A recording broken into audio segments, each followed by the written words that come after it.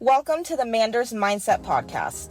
Here you'll find both monologue and interviews of entrepreneurs, coaches, healers, and a variety of other people, where your host Amanda Russo will discuss her own mindset and perspective and her guest mindset and perspective on the world around us. Manders and her guests will help explain to you how shifting your mindset will shift your life.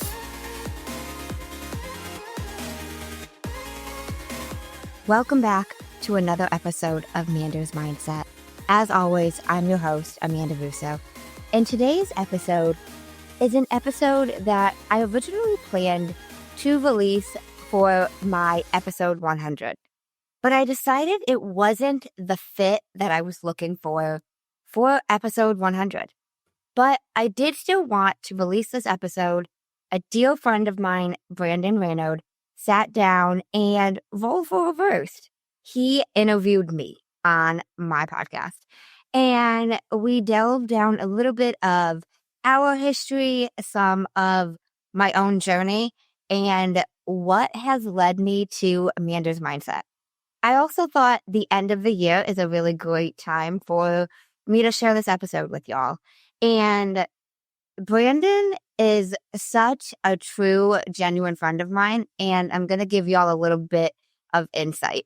He's not a podcast host. He's not even someone who listens to podcasts regularly, doesn't even have the app on his phone, to give you an example.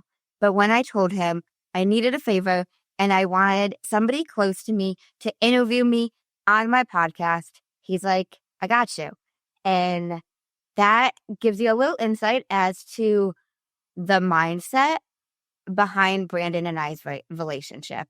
He's always had my back. I've always had his back. And even if he knows nothing about podcasting or how to host a podcast, if his best friend says to him, hey, I need you to host a podcast and ask me questions for an hour, he's like, okay, I guess I'll do it.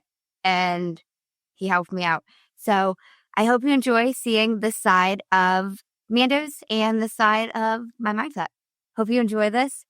If you haven't already, subscribe to the show. Follow along. You'll be notified whenever we release a new episode. I'd love to know what you guys are thinking of it. Leave a review. Let me know in Apple Podcasts. I'd love to hear your thoughts. And now we're going to see how Brandon will shift your mindset by interviewing me on Manders Mindset. Now let's get into the episode. Hello, and welcome to Manders Mindset. I'm Brandon Raino, and I'm going to be the host today for the 100th episode. We're talking to the actual host, Miss Amanda, and we're going to dive into her and get her talking more and answering questions for us. Well, hello, and thanks for having me on this 100th episode. Wild. Thank you for being here. Is it weird having someone else ask you questions instead of you asking them? No, because I did this once before. All right. I think start off easy. Obviously, this is the 100th episode. I'm sure you've answered this on here in the past of like what got you into and what got you wanting to start podcasting in general. Honestly, I had never thought about it for the longest time. It wasn't something I even considered like in my realm of possibilities, mainly because I didn't know people who had podcasts. So it was just like, oh, Mel Robbins has a podcast. Oh, Jay Shetty has a podcast. All these like famous people. But then I used to, and you've heard some of these, I would rant on different social media platforms, just sharing videos, talking about any and everything. God knows what. Mm-hmm. Maybe it was motivational. I don't know. Some people told me it was motivational. I have a few, and I don't even know what my purpose in hosting these were, but I have 2 or 3 old videos of me just talking about random topics on Instagram. One of them I like reviewed a Rachel Hollis's podcast and talked about like my takeaways from it. It was weird. Then fast forward, I went and got certified in Breathwork, and I was a big talker there. I always have something to say, as you probably know by now. And so he made the comment towards the end of the training. He's like, man, you should start a podcast. And I was like, bet, I'm going to start a podcast. I don't know the first thing about that or what the hell that means, but okay. And yeah, then next thing you know, I just started figuring out how to go from there, who I would want to interview on the podcast. I reached out to, I knew one person, my friend Sean, who had a podcast already. And I was like, hey, I'm planning on starting a podcast. I know nothing about this. I know I want it to be related to mindset. Afterward, he showed me like all the steps. And next thing you know, a month later, after getting certified in breathwork, I launched the podcast. Hell yeah. Were there any like pitfalls that you weren't expecting with this startup, or was it easy? You just kind of flew right into it? It was not easy at all. I ran into issues that I didn't even know like would be an issue. So if you are a podcaster, you'll know what I'm referring to by an RSS feed. But there's something called an RSS feed. Every podcast gets one RSS feed. How I somehow managed to do whatever I did when I first submitted Manders Mindset, I don't know. But I got 2 RSS feeds. Apple thought I was a fraud. Spotify published my podcast. So that first week, I had people messaging me, why can't I find the podcast on Apple? Why can't I find the podcast on Apple? And I couldn't figure out the issue. Luckily, I host on like a great platform, Buzzsprout, shout out. But I emailed them and I was like, I don't know what is happening. I published my podcast. I see it on Spotify. I'm looking at the settings. I have no idea what this is. And they like went in the back end and looked and they're like, you have 2 RSS feeds and Apple is stricter than Spotify. They don't think this is like authentic. And I was like, oh, gotcha. So they think I'm like, why would I have 2 fucking podcasts with the same name? I don't know. What I would be trying to achieve, I don't know. But that was like one random issue that not a lot of people dealt with. I didn't have issues in terms of finding people to speak to. That was pretty easy. Mainly also because when I first, okay, I'm going to start a podcast, I literally sat down with like pen and paper and was like, here are people I would interview. And just named people that I knew in my life, but like that I respected. So like that wasn't an issue for me. Editing at first was not fun. I didn't enjoy it.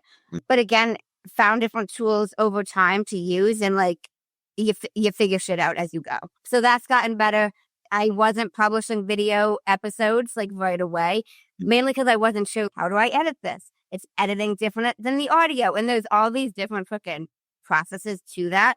But now I'm using Descript to edit, changed my fucking life. 10 out of 10 would recommend. But yeah, so that was some of like the struggles per se.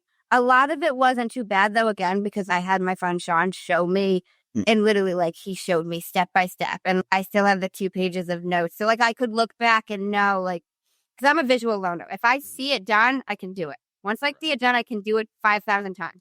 If I don't see it done. That same problem.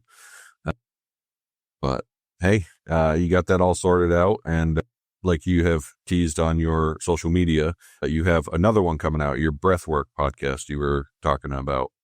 Talk a little bit about that. Like, what's your plans with that? Trailer is out. First episode is out. New episodes will air every Friday. And it's called Breathwork Magic. Honestly, I wanted a separate platform and space to be able to share different stories of transformations from breathwork. But that's not what Manders Mindset's for. Because you might want to hear, not you, but like people in general might want to hear like stories of transformation, stories of mindset shifts, but you don't want to just hear about breathwork. Or maybe you simply want to hear about breathwork and you don't want to hear me rant on about words and health and all these other different shit that I talk about on here. So I wanted a place and a platform to be able to simply talk about benefits of breathwork. And, you know, I've interviewed some other facilitators and I'm even discovering through speaking to some of them, like some of the more powerful transformations that can happen with breathwork. Like I spoke to a woman who healed a 15-year eating disorder through breathwork. But I want to be able to share more of these transformations that happen through breathwork, but not necessarily everybody wants to hear about them. You know, so like I wanted a separate place to be able to share these 2 different things. It ties in to the mindset aspect, but it's also something separate. Right. That makes sense. So I wanted to get a little deeper in and kind of talk about your experiences. Like the first one that came up when we were talking was your weight loss journey. What kicked that off? What got you started? Because I know you've been doing this for years at this point now. What for years? Like your weight loss journey, you're big into the gym, like, changing probably how you were eating, how you were, your extracurriculars and all that nonsense to get into a healthier spot physically. Can you like talk about that a little bit, like how you got into that? Do you remember me when I was fat? That like I don't necessarily think we were like friends in high school, and it was like that kind of era, right? I was still fat a little bit in college. Because I know we like realistically. I went to your house in 2017 when I was fat. I remember. I don't remember a lot from 2017. I could barely remember last week, so maybe. You don't remember 2017? We were in the basement. 2017 would have been my senior year of college. You don't remember? No, not really. Like, there's been a lot of times that we've hung out when I throw parties. That to say, oh yeah, I remember that one specific time that we were at a party at your house. No, not really. You don't remember 2017? We hung out in 2017. I'm sure we did. You don't remember any of 2017? I remember the year. That was one of the first times we hung out. Wasn't the first time we hung out in like Connecticut? When did we go to Connecticut? Providence or Rhode Island? That was later. I don't think so. It was. Mm-mm. Yes, that was 2019. I remember. I know for a fact it was New Year's Eve of 2019 that we were in Providence. I swear on my fucking life. Yeah, that sounds right. You want to know why I'll never forget? Oh, Jesus. They want to know? If it's going on the podcast and you keep saying it like that, I don't think so. Now, that's an after podcast conversation. Brandon, we'll get deep. You don't want to get deep? Not really. That's nonsense. So anyway, back to what you ignored and completely sidetracked from. Yeah, we were talking about like weight loss, getting stronger, working out. You moved into your fucking walk around with 17 liters of water on you at all times. I have 2 bottles with me right now. Yeah, I'm surprised you don't have your freaking gallon jug. I started using these instead because they're leak proof and I can like stick them in a bag. And 2 of these is actually about like 6 ounces more than one big one. Because 2 of these is 80 ounces. One of those big ones is 73. Crazy. Yeah. But weight loss. Let's backtrack. So growing up, I was overweight most of my life. Most of high school, I was overweight. My junior year of high school, I went to the doctors for, I think it was just a physical, but I got on the scale and I was really close to 200 pounds. And I was like, this is not going to happen. I didn't care what I had to do to ensure 200 pounds wouldn't happen. Like literally, it didn't matter if it was unhealthy. It didn't matter what it took. I was not going to see 1 pound heavier. That being said, at the time, I was a vegetarian. So I already was eating a lot of carbs because I just didn't understand protein, nutrients. I was 17 at the time. So I was eating a lot more carbs. Well, I also knew like realistically more carbs, it's more fattening, not great for me. I didn't know all the ins and outs, but this being my mindset per se, I was like, okay, I don't want to restrict per se, but I'm just going to eat green vegetables and honeydew melon. That's what I don't know. And the young mind and how to lose weight. It was really interesting to the point where like I'd eat green beans 4 times a day. Like We always had green beans. We always had a honeydew melon. Like, sometimes there were 2 in the house because that's all I was fucking eating. And I did this for a few months. And honestly, I kind of even got away with it because, and now I should have seen this as like the issue in plain sight, but I didn't. But anytime I'd be around family members or like dinner time, I'd eat something small, very minimal, but just something to be like, oh, she's eating. And then it was always just blaming it on that, well, I don't eat meat, so I'm not going to eat that. And it was that easy, like, oh, I don't eat it, so that's why I'm not eating it. I started to lose weight. I also got a Planet Fitness membership, the $10 high school membership. I'd go at least an hour every single day. Only did cardio, though, because I was terrified of the weight room. I was like, I'm going to hurt myself. I would use the treadmill and the elliptical, the UGG trainer, and that was it. I started to lose some weight, probably lost maybe 20, 30 pounds. I didn't check it directly, but about that. It was difficult, though, like, obviously, to maintain. This was closer towards the end of my junior year.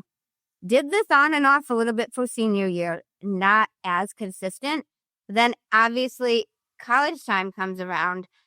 I went to Rhode Island, went to Roger Williams. I was living on campus, didn't have my car. So I physically did not have the ability to be eating green beans and honeydew melon all day because I literally didn't have access to that. I'm like, oh, here's a dining hall and I get unlimited food. There's no fucking green beans. I'll never forget that first day. And I was like, I have been eating green beans for months and there is green beans nowhere. And I literally said to somebody at like that Ford main station, and I was like, is there somewhere I can get some green beans? And she was like, some days when we have specials, there might be green beans and they'll be out this far. And I was like, so it's only a special and it's like a once in a while thing. And she's like, yeah, maybe once a week. And I was like, so I'm okay. So I can't do that. So naturally I started eating again. I got involved in a relationship probably around January of when I started college, and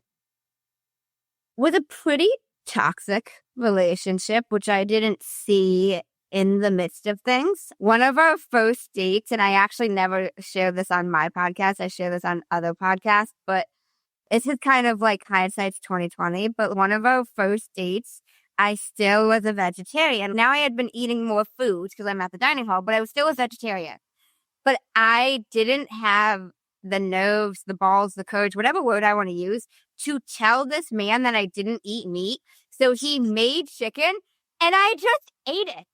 And I was deathly sick, like for a long time. Yeah. To the point where I still went to like my pediatrician at the time. I was only 18, didn't have a new doctor. So I called and I spoke to the nurse and I was like, I'm really concerned. I wasn't puking, but I felt sicker than I ever felt in my life for probably like 5 days.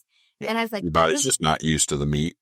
That's what I've heard is something that like vegetarians, they have to slowly integrate meat back into the diet, which is wild. Yes. And I was blown away. I felt like this fatigue. I felt like I was going to be sick even though I wasn't. And I spoke to this nurse and she's like, did you change anything in your diet? And I was like, I started eating chicken, but that's it. And she's like, do you normally eat chicken? And I was like, I haven't had chicken in 5 years. Well, your body is shocked. And I said, but it was grilled chicken. She goes, your body was still shocked with the grilled chicken. And I was like, oh. Now, I still did not have the fucking courage to tell this man, by the way, I don't eat meat and I'm like really fucking sick eating this chicken. So I just started eating meat. My 5 years of being a vegetarian just went out the window because I didn't have the courage to speak up to this man. A wild turn of events. You didn't listen. I thought you I know. I had no idea about that. That's why I was going to ask how you, like, when you stop being a vegetarian, but that answers that question right there. And everybody's like, oh, did you stop eating meat after that? Well, I didn't have the courage because now I ate meat with this man once and I'm like, he's going to wonder why I'm now a vegetarian. I can't explain that. So I'm just going to suffer. And I would literally just suffer. I eat meat with him. And then for the first couple of days, I was pretty sick at night. So I'd literally go back to my dorm room and just feel fucking nauseous for a couple hours till I fell asleep, and that was my life for a couple of days because I didn't tell him. Yeah.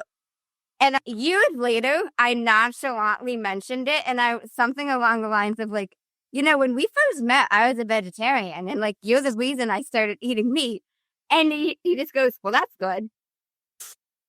That's crazy. Yeah. With all this, the change in that diet, did you just start eating it like, normal food again? Or did you go into like, okay, I'm working out, I'm eating meat now, like, let's look into this and see how this could help me get healthier?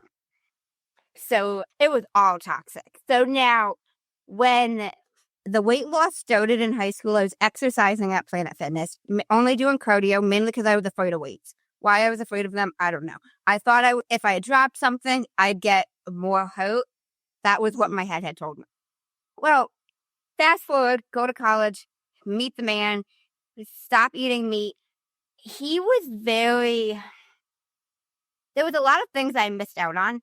And I'm not pointing the finger or blaming. Granted, I did make the choice to not do whatever the things were. But there were a lot of things that like he wasn't into. He didn't want me doing. I didn't work out at all in college. I went to the college gym. I can count on one hand, and it's ironic too. I can count on one hand the amount of times I went to the college gym, and the amount of times were all before this man was my boyfriend.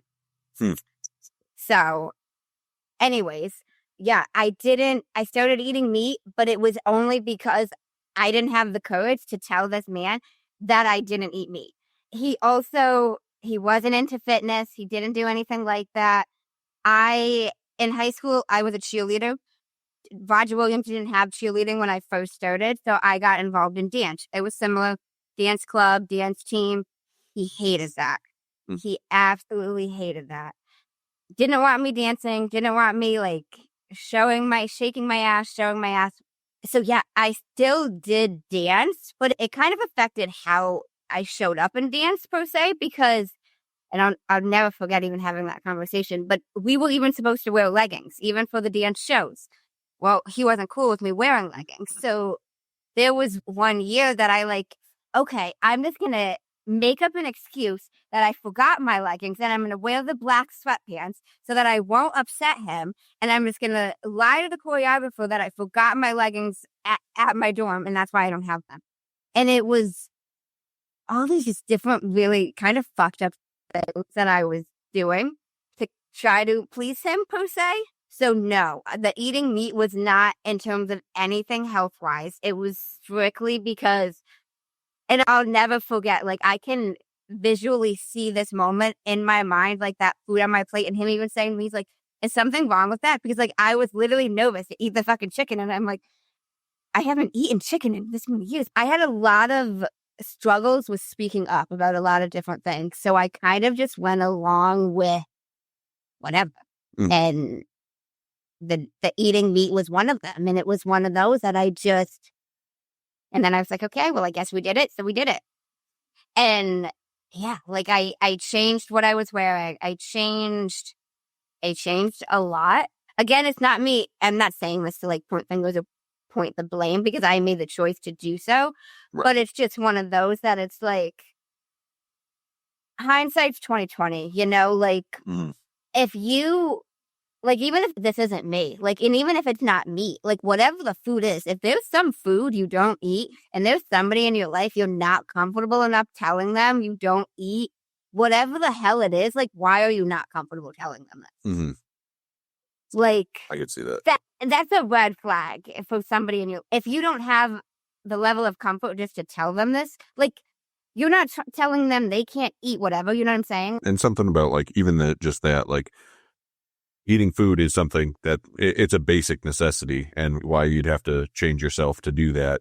Like, obviously, like you said, hindsight's 20/20, and, everyone's a little, we'll say, silly when we're young. So, especially young and in love, people do strange things. But did that change when you got out of the relationship? Because I know now I make fun of you all the time for only eating chicken and rice. But, like, when did you start being like, okay, like, this diet is actually something that I can change and I can make work for me? not for a while, because I was in that relationship for 5 years of my life. Mm-hmm.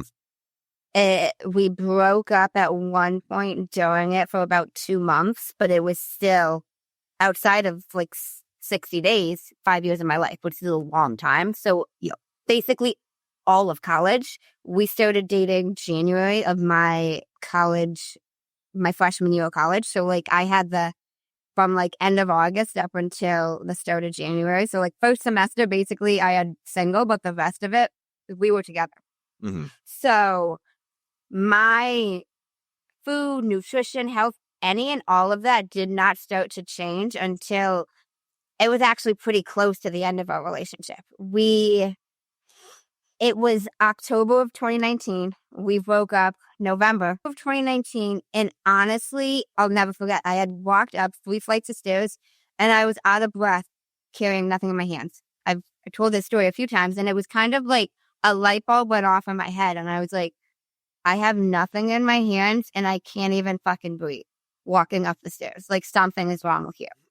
And shortly around that time, I had heard about Rachel Hollis and something she calls the last 90 days. And one of the things that she recommends doing in the last 90 days is moving your body for 30 minutes every single day. And I was like, I can do that. I can move my body for 30 minutes every single day. Regardless of what it is, there's some way you can do it. Even if you're bedridden, you could move your arms. So I'm like, okay. I haven't been to the gym since fucking freshman year of college. By now it's 2019. That's been 4 years since I've been to a gym. I'm going to start walking. Okay. This boyfriend of mine at the time, I'm trying to convince him to even go on 30-minute walks with me. Never will. Okay, whatever. I started doing these 30-minute walks. I don't notice a huge difference of anything. I felt a little less out of breath. Okay. Fast forward, I actually got an email from Anytime Fitness about, hey, come back and reactivate your membership. Well, reactivate your membership because I always had like this interest in fitness, even though I didn't pursue it while I was with this guy. Some like church fair thing, and I entered to win like this Anytime Fitness membership, and I won it.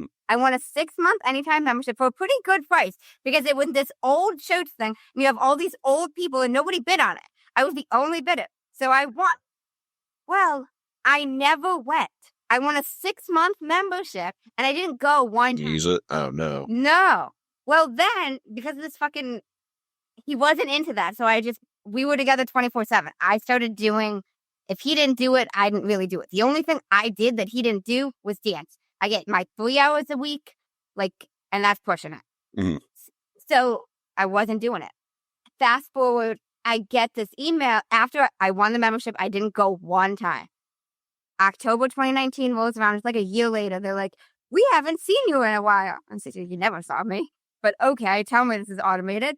And they're like, you can come back for 2 free weeks. Like, get a free fob. I'm like, you know what? I'm going to do this. Here's what we're going to do. We're going to give this 2 weeks. If I don't go, I'm not out any money. I already fucking wasted $80 on a 6-month membership I didn't use. This is free for 2 weeks. Let's give it a shot. If I use it, great. I'll pay for the membership. If I don't, no harm, no foul. Okay. I go. They show me a tour. And I see these like group workouts being done. And I was like, that is sick. I want to do that. What is that? And he's like, that's our team HIIT classes. Like, that's separate. I was like, I don't care that's separate. I want to do that. I don't care about this. I want to do that. He's like, okay, we can sign you. They signed me up for that as well.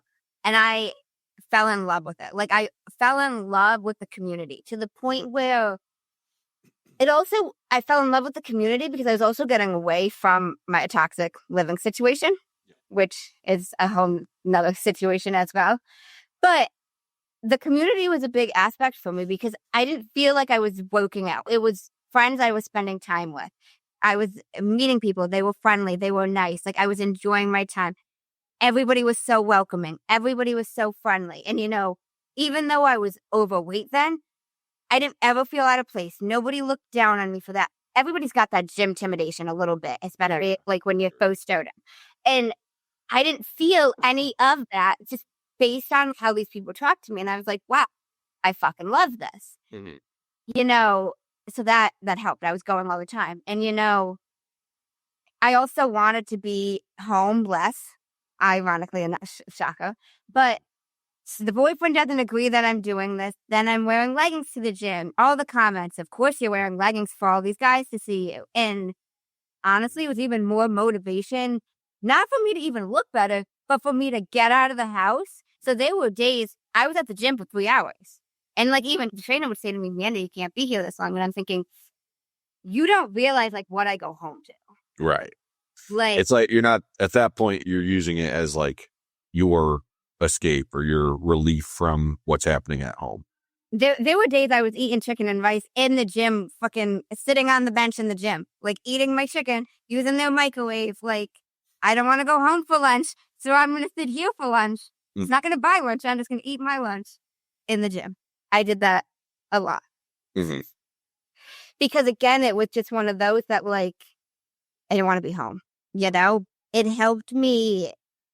One was community, support system, community. Even if I wasn't talking per se about my negative living situation, I was getting away from it, you know, and I was getting my mind off it by doing some type of movement. In terms of food, nutrition, I didn't start changing that right away, mainly because I knew I wasn't going to be able to do all of it. I also knew I had never really embodied this type of identity. So like, okay, I went to the gym for like 8 months in high school and only did cardio. I've never been a gym person. I can't just wake up one day and now I'm a gym rat. Now I go to the gym 5 days a week and I meal prep. What? Maybe you could have that switch, but it's not going to last. You know, like I had a trainer say to me, you're not going to lose any weight if you don't change it. And I'm like, listen, I'll talk to you in 3 months. Like, and I still lost 32 pounds in 3 months.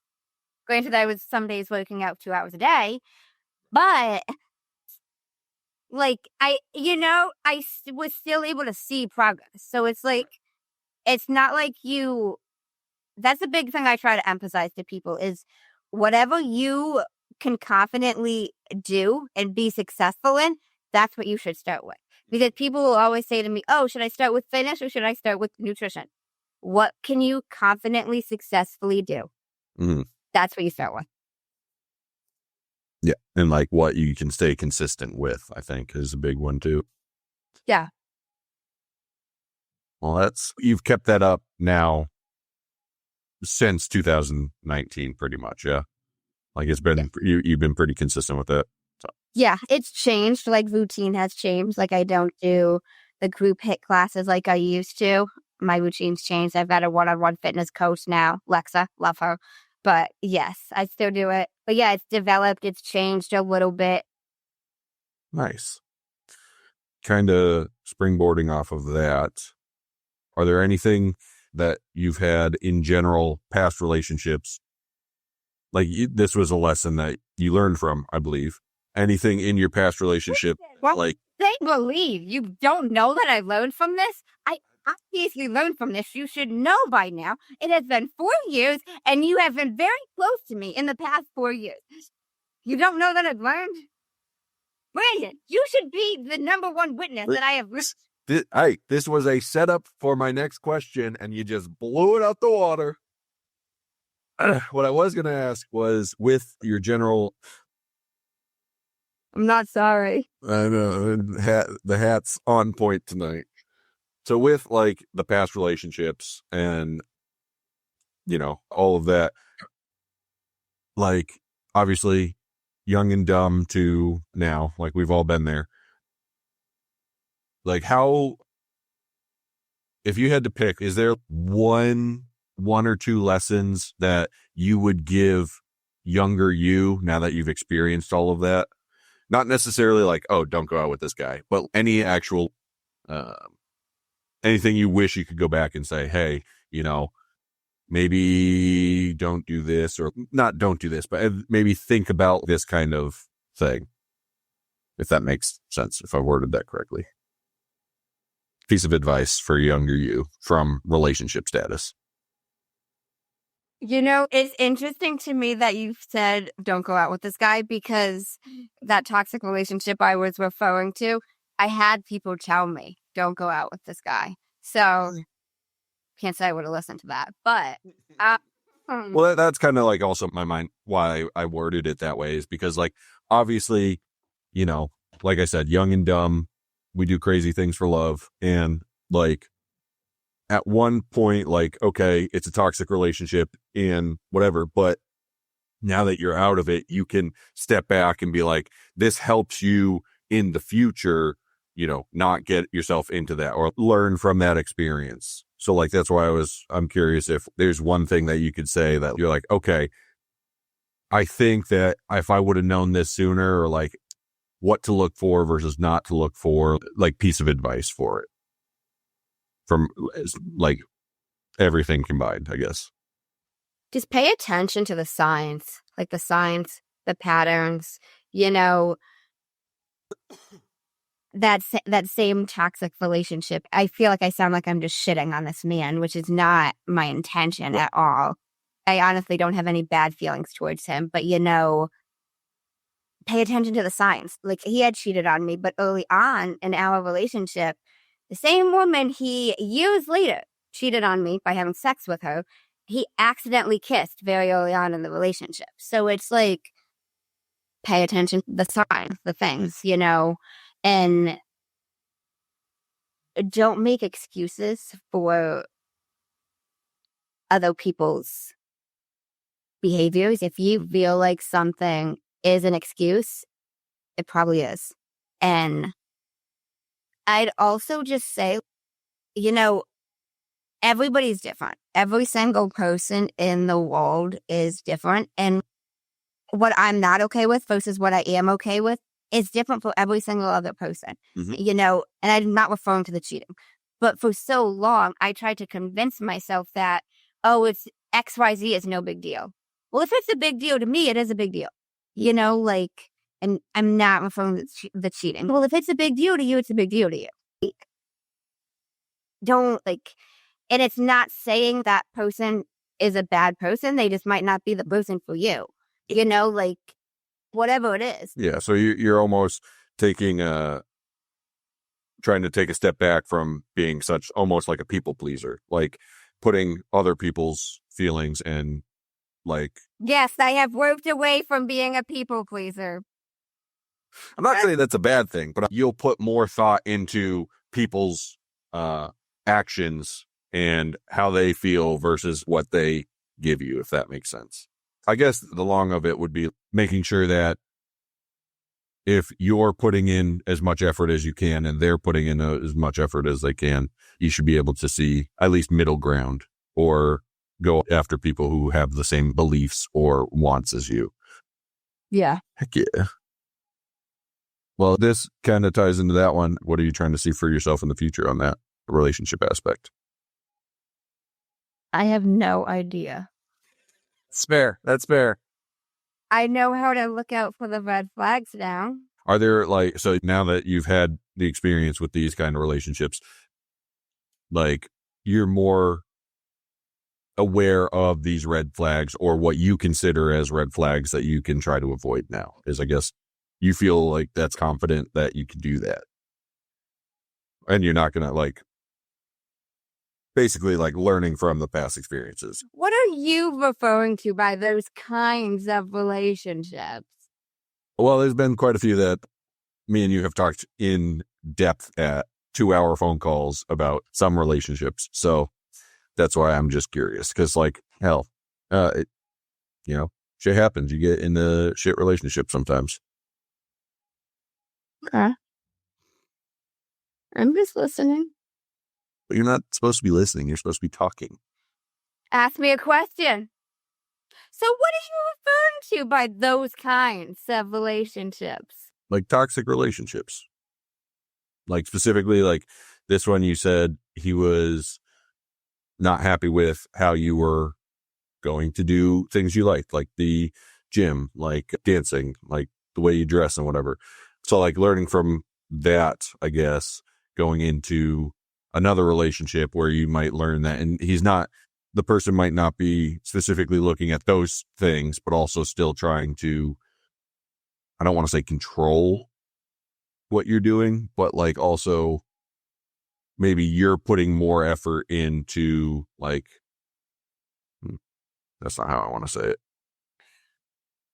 you putting in a lot of effort into the person you're with compared to like how much they're putting in towards the relationship, I guess, is kind of what I was trying to come into, like going from a people pleasing to like getting into a relationship where, you know, it's actually a spot where you both are putting in the effort to build something, I guess. And it's not just like a one-sided relationship. Are you saying that my relationships have been? Sometimes, yeah. Fucking Brandon. I have this written that you wanted to bring up, and you'll have to remind, you're going to hate me for this. You're going to have to remind me what we were talking about. So what we were talking about is at some point we were having a conversation, and from what I remember of it, it was like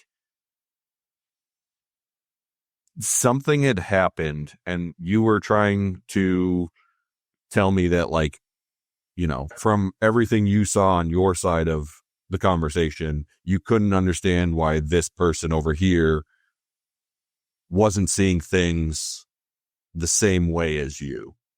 That's like bare bones of how that conversation started. And all I remember, I think it was a FaceTime, and all I remember is I was trying to just explain visually how perception and your point of view versus other point of view. And that's when I took the pencil and I put it to the screen. And this is pretty much probably the exact photo. And I said, okay, so like from your view, you're seeing just like the tip of the pencil and a little bit, but No, you asked me, what do you see? yeah. And then I see a pointy pencil. Yeah. And then I did something like, from there, you can't see the rest of it. You couldn't see my perspective, which was the eraser bit of it. And so it was just one of those things that we did that was just trying to show that if you're only looking from something at one direction, you would never know how big of a pencil or if there's any designs or what color it is just from looking at the tip there. I think that got the point across well enough to where you have a picture of it still. yeah, look at this. Can you see this? Yeah, that's funny. I see it pretty regularly. This is one side of the pencil. I don't remember what that conversation was about, but it was something. Neither I think do I, it was but an I love it. argument with some. I was arguing with someone, and I was like, this fucking fucker. And you're like, miss, look at the pencil. What do you see? And I was like, Brandon, I don't want to look at the pencil. Yeah, that's actually, that checks out. Like, it's a sharp pencil. I don't want to look at the sharp pencil. And you're like, I don't see a sharp pencil. And I was like, Brandon, what are you saying? Yes. It's so true, though, because, like, in so many areas of life, we don't necessarily see all sides of everything, you know? And it's like, what are you judging something off of? And you only know about A and B. You don't know about C, D, E. Yep. And if you're not willing to take that step back and maybe even change or tweak your perspective, that's all you're going to know. Facts.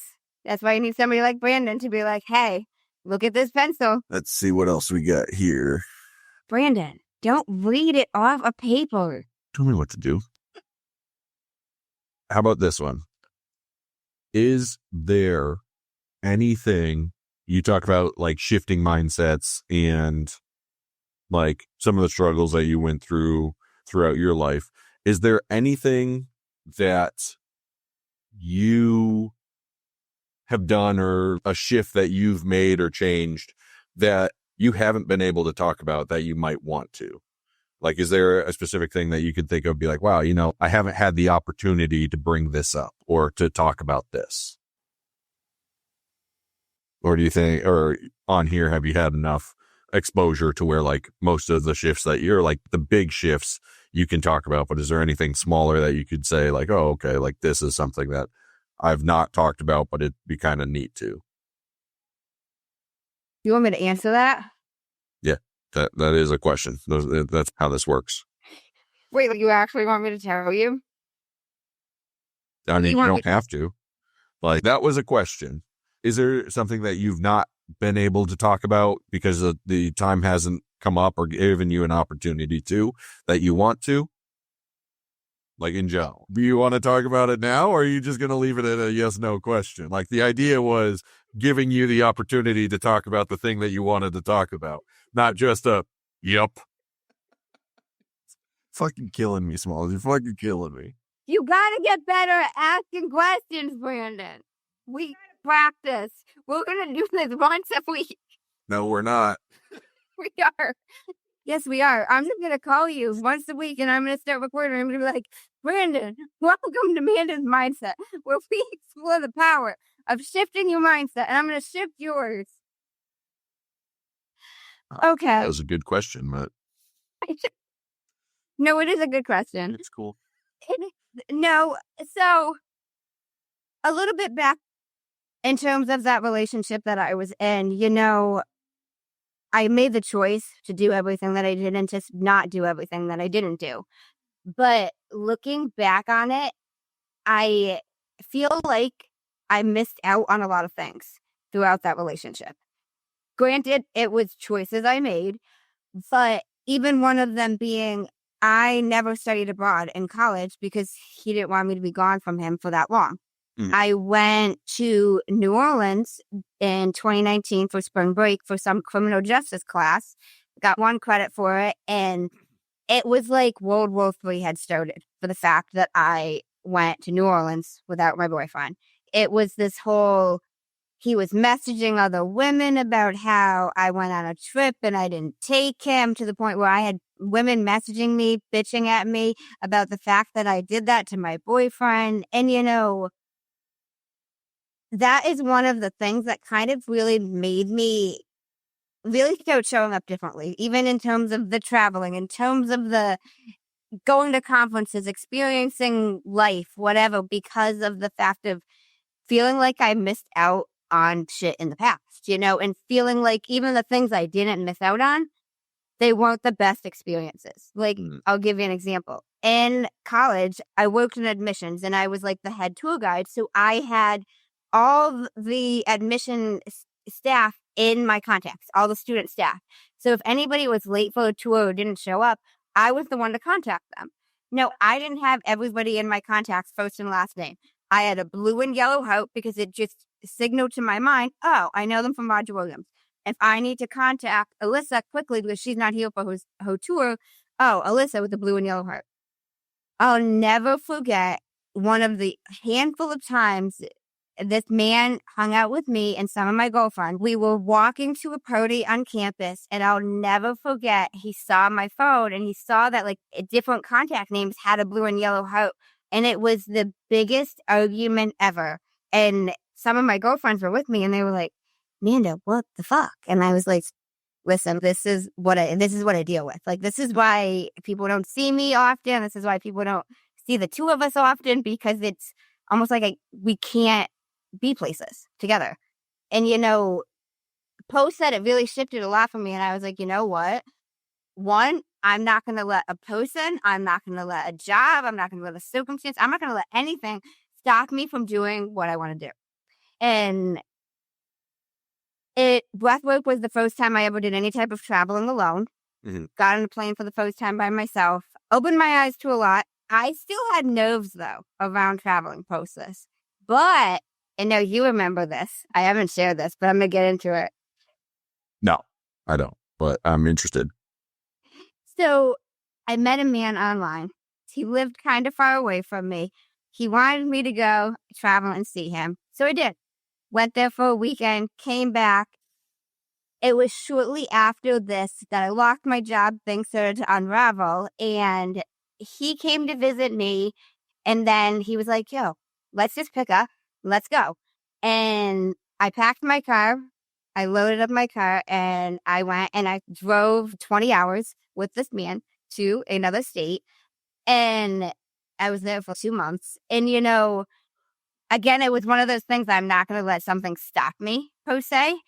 But also even I've always, this incident was a really big eye-opener for me, because when shit unraveled and I was ready to get out of Dodge pretty quickly, you probably remember this. I ran into car issues. And of course, my car was not safe to drive back. So it was one of those like, do I leave my car and fly home? Do I risk driving home, even though it's not really safe to? I literally felt like I was stranded. I was stuck in this different state with a man I didn't want to be, with a car that I couldn't drive. And we saw the video and I'll never forget it. But like, I post on my Snapchat and I'm very raw and authentic on there because I got a solid like 4 or 5 Snapchat friends. It's like my vlog for me and my best friends. But I posted a video on there walking around, bawling my eyes out because I was like, yo, you got to be careful about being spontaneous because sometimes it backfires. And I'll never forget, this man literally said to me, well, I guess you're stuck here with me. And I was like, yo, what the fuck? But because of some of my favorite people in the world, Brandon being one of them, I'm not fucking stuck anywhere. Literally, yeah, you laughing. It's fucking true. You know, and you sent me a message and you're like, Miss, what's the problem? Why are you stuck in Florida? You're not stuck in Florida. And you even offered to come and get my ass with Justin. I remember this. I got the messages telling me that you would come and get me in Florida and bring me home. That same day, I got a text message from my best friend, Kat, who I've got the matching tattoos with. And she's like, I really don't want to take a road trip to Florida and I can't do it today because I've got a meeting, but I can get you on Friday. And I was like, what are you talking about? I haven't even talked to you. And I'm getting all these messages of all these people that are like, Amanda, we're going to come get you. And I'm like, what do you mean you're going to come get me? I didn't even send a message. And that was a big shift for me. I was like, damn, even if I get myself fucking, no matter what happens, I've got people in my life who are going to help me. Even that fucking man said to me, he's like, I'm surprised we've got so many people that are willing to help you. That's right, I do. I fucking do. You think I'm stuck with your fucking ass? I ain't stuck with your fucking ass. Brandon's gonna get me. I ain't stuck nowhere. Yes. Yes. Tell me I'm wrong. I ain't wrong. No, that for sure happened. It was a big shift for me because, you know, it was the first time in my life that I felt like I was physically stuck somewhere. And it was like, no, you're fucking not. Fuck you, buddy. You think you're gonna... And then him telling me I was, and I was like, yo, Brandon's gonna come get my ass. I ain't fucking stuck here. And I said that too. I said, Brandon will get me before I'm stuck here with you. Happens to the best of us.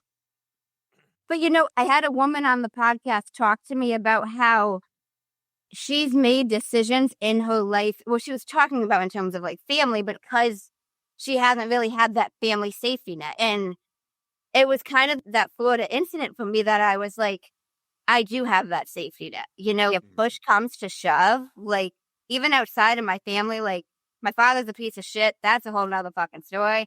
But, you know, even without me saying a word, I had 3 people willing to fucking come, drive 20 hours and get my ass because I was sick of this fucking crazy ass man that I didn't want to be staying in his apartment anymore. That it gave me like this, I have people who got me if I fuck up. So I can do crazy shit because I'm going to be good. That's one takeaway from the story, that's for sure. And then see who will come help. Shut up. I know people will help. Brandon will help me. This fucker thinks he's going to tell me you're stuck with me. Nuh-uh, Brandon's going to get my ass. We'll fight. I'll fight. Hell yeah. Brandon will get me. Think you're going to tell me I'm stuck? I ain't stuck nowhere. Because if I don't want to be somewhere, Brandon's not going to make me be there. Yeah. Brandon's you're going to help me not have to be anywhere I don't want to be. Sure. Yeah. I have that belief. I have that mindset. If I'm somewhere I don't want to be, Brandon will get me out of there. That's my mindset. No, Lord.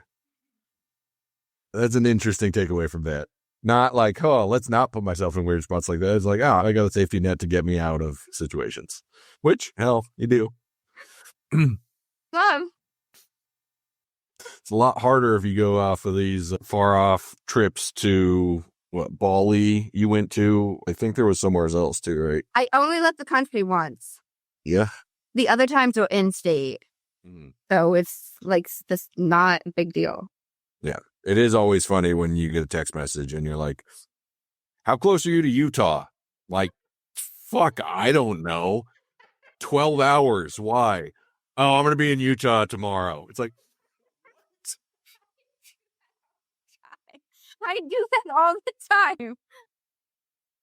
My sense of geography is like the worst thing in the world.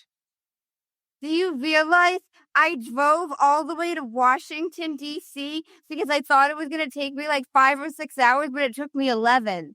yeah, that sounds about right. It took 11. Don't you have like a GPS so you could just... Well, I GPS Did you just get in the car and be like, oh, hell, we can do this? I looked it up once one day and it said it was like 6.5. And then the day I went to go do it, it took me so much longer. There was this rainstorm. People were not moving. And yeah, it took me 11 hours. 11 hours. Yeah. But I do send you texts like that a lot. Hey, are you near this? I know. And then even when people are like, hey, do you want to do this in whatever state? I'm like, before I make a decision, Brandon, is this near you? It never is. That's okay, though. With this, now that you've traveled outside of the country, are you looking to do more of it, or you got plans for more of that, or are you just kind of like playing it by ear? I want to do more of it. I loved it. Is there anywhere specific that you want to go? Everywhere. Real specific. I like it. I'm going back to Bali for sure. I want to go to Italy. I don't know. I'd love to go to some like Costa Rica or something tropical, even if it's not Costa Rica, something like that. I did Jamaica in high school, but I was a junior in high school, so like very different. Yeah. I mean, I think we talked about that last time, a little bit at least. But no solid plans for the future yet, just playing it by ear. More of the jump on a plane in like, I don't know, a day or two and show up somewheres. Any other plans for more of these trainings for breath work that you're interested in looking into, or more like that kind of stuff? I'm planning on going for a month-long training for sound healing. Okay. You heard it here. What else you got for me? I mean, that's pretty much all the topics that I have come up with. Brandon. Miss, we're an hour and 17 minutes in, and you gave me 3 days in which I had to do shit for 2 of them. Like, I'm doing my best. I'm not sorry. I'm just a guest. I'm Brandon's mindset. Yeah, this is wild. Clearly, I'm nailing this. Okay, so we're going to end the podcast with these little 5 questions from Jay Shetty from his podcast On Purpose. These 5 with 1 word, if you could, for me. What is 1 word someone who's meeting you for the first time would describe you as? Short. What is 1 word that someone who knows you extremely well would use to describe you? Adventurous. Yeah, I agree with that one. What is 1 word you'd use to describe yourself? You'd think I would have known these a little better, but... You knew these were coming, too. That's the funny part. Crazy. What is the 1 word that if someone who didn't like you or agree with you or your mindset would use to describe you? Annoying. And last one for these 1 words are, what is 1 word that you're trying to embody right now? Present. I like that. And then we're going to have the final 5. So these are answered with just a sentence. What is the best advice you've ever heard or received? I've heard a lot of good advice over the years, but I'd probably go with the best being something my grandma told me years and years ago. But if you don't have anything nice to say, don't say anything at all. You know, it was one of those that like I've talked quite a bit on and off on my podcast, on different podcasts, about how I was bullied on and off over the years. And it's one of those things that even as a kid, I never fully understood why other people cared if I was fat. Like, what difference does it fucking make to you if I am overweight or if my voice sounds weird? So it's just one of those things. If you don't have anything nice to say, if you've got a judgment about somebody, write it down. Don't say it to them. I pride myself in, I think I'm very non-judgmental, but we all have some judgments, but you don't have to say it to that person. Something else she had said to me along the lines with that same conversation was, and I was young at the time, so I didn't even fully understand what this meant, but she was like, something that takes you, I can't remember if she said 5 seconds or 5 minutes, but something that takes you 5 minutes to say might last in somebody's head for 5 years. And I was young and I was like, what does that even mean? And she's like, well, even if it's a really good thing or if it's a really bad thing, if something somebody says to you, really positive or really negative, it's going to stick with you. And you don't have to be an asshole to people for no reason. So if you don't have anything nice to say, shut the fuck up. On the opposite note, what's the worst advice you ever heard or received? Heard or received? And so this is the first thing that came to mind. I don't know why it came to mind, but I'll say it anyways. I early on at times ran into even different issues with different softwares I used to record the podcast, Riverside being one of them. Hated them. Anyways, I ran into different issues at times, or even times I was cut out and somebody had said to me, because I was telling them, oh, I'm going to ask this guest to re-record the podcast episode with me because we can't hear what's being said. And I'm not going to publish a shitty episode just to say I published the episode. If I can't edit it in a way that you can understand it, if that's due to technical difficulties, the mic cutting out, whatever, I'm not going to publish it. But I had somebody say to me, you can't ask a guest to re-record. And I'm like, yeah, I can. Because I'm not publishing this episode. And they were like, we shouldn't. That's unprofessional. Well, it's also unprofessional to publish a crappy sounding podcast. That's not great. Well, what is something that you used to value that you no longer value? There's a lot of things that I used to value that I no longer value. But first thing that came to mind was Michael Kors poses. I used to be super into, I really was in high school. It was like a badge of honor for me to have a nice Michael Kors bag. And I still have some now, but I don't even use a purse. I use a wristlet every day. And my main purse is a bag that says Manders Mindset. So lots changed. Yeah, I'd say so. If you could describe what you would want your legacy to be, if someone was reading it, what would you want it to say? I'd wanted to say something along the lines, Amanda did everything she could to make people feel seen, valued, and heard when they were around her. And she was genuine and authentic to everybody. And just that I tried to make everybody feel like they mattered. It's honestly one of my biggest missions in life, is to make people feel like they have some sort of value, because I feel like everybody does. And I dealt with a lot of lack of self-worth myself for a lot of my life. So I don't want anybody to deal with that. And lastly, if you could create one law in the world that everyone had to follow, what would be and why? I have thought so hard on this question for over a year, and I've not known what I would say for this, and I still don't. But we're going to go with, that's the tough one. Mm-hmm. Like, that's so hard.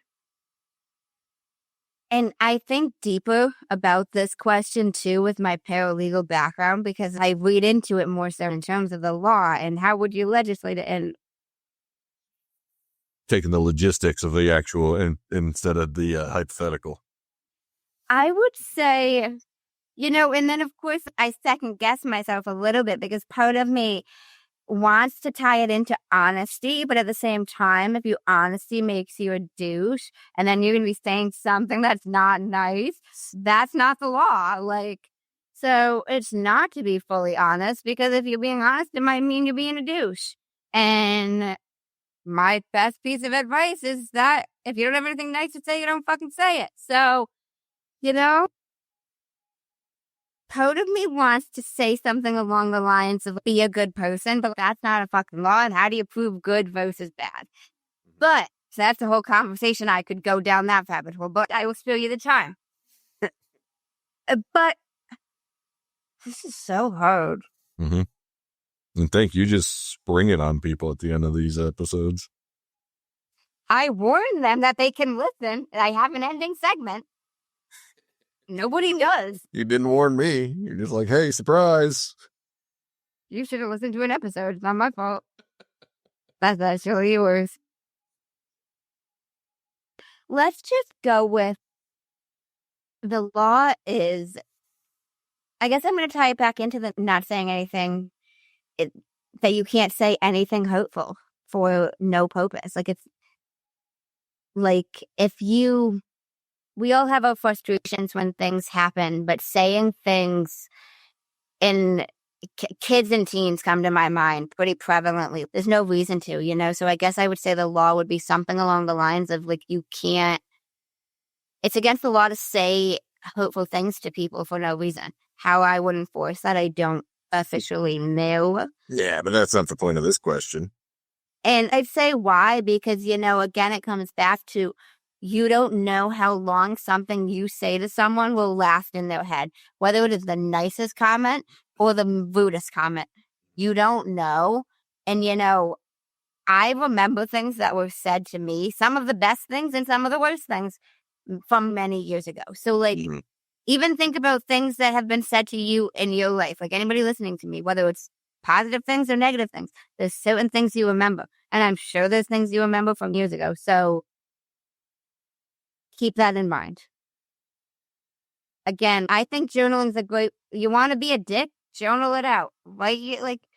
Journal your judgment. That's my advice. Journal your judgment. I like that. That's going to be a new slogan. Heck yeah. Journal your judgment. I'm going to say that. I'm going to write that down. Journal your judgment, Brandon. We'll see. Well, any final thoughts, feelings for the listeners? How was it hosting your first podcast? Horrifying.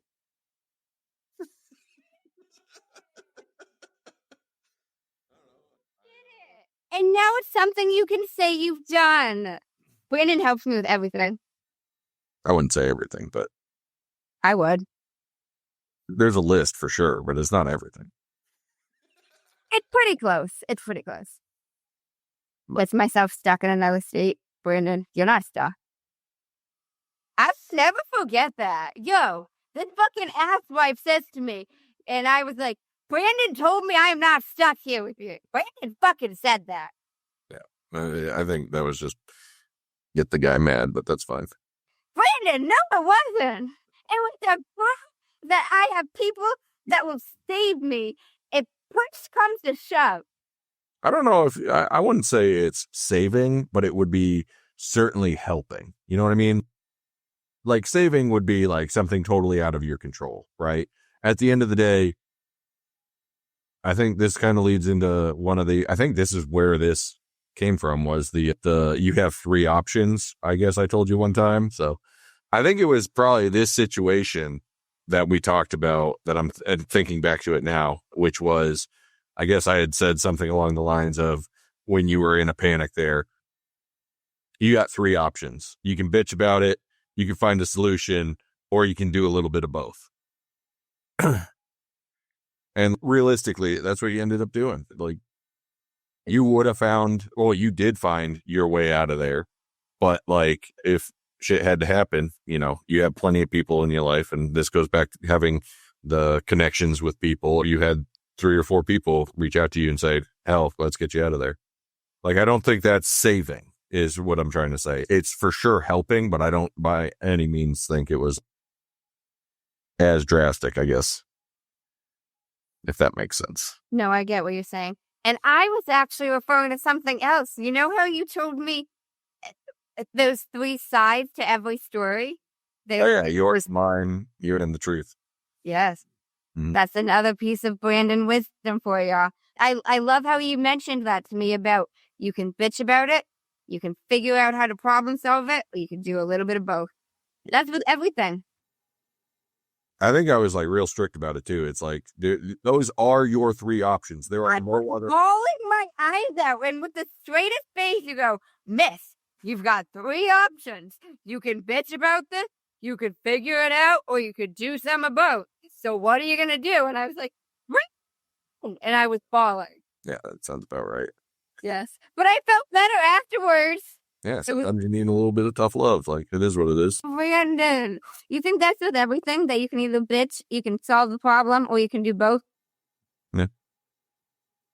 Pretty much like picking your battles, right? You can, like with a problem, you can bitch about the problem and just vent about it. You can solve the problem, or the more likely option is you're going to do a little bit of both. You think it's healthy to do both? Yeah, you have to vent. You have to bitch about it. Why do you say you have to? It's easier to get shit off your chest that way, in my experience. Like, you just, what's the, there's a couple of quotes that I can't exactly remember word for word right now, but it's basically the same idea of like, you can bitch, you can cry, you can complain, you can do it, but as long as you're moving forward or working towards a solution, it's justified. Yeah. No, that makes sense. A friend of mine mentions about like, you got 20 minutes, whatever whether it's a positive, great thing you're celebrating, or it's something you're bitching about, you got 20 minutes to do it, set the timer, do whatever you got to do, and then you move forward. Mm-hmm. That's not a bad idea. You know, so like you feel it, even if it's a good thing, but you don't ruminate on either the positive or the negative. Mm-hmm. Well, thank you so much. I loved this. Mm-hmm. This was a blast. We're going to do this every week, guys. Stay tuned. Any other final words, Mr. Brandon? Hell, I had a blast. It was certainly something that I wasn't expecting. It was fun, though. It was an experience, and I'm glad that you invited me on to question you relentlessly for the last hour and a half. This has been fun. Thank you for doing this. I appreciate it. You bet. And thank you guys for tuning in to this special episode of Manders Mindset. I really appreciate it, and so does Brandon. In case no one told you today, I'm proud of you. I'm rooting for you. And you got this. As always, if you enjoyed the show, I would really appreciate it if you would leave me a 5-star rating, leave a review, and share it with anyone you think would benefit from this. And don't forget, you are only one mindset shift away from shifting your life. Thanks, guys. Until next time.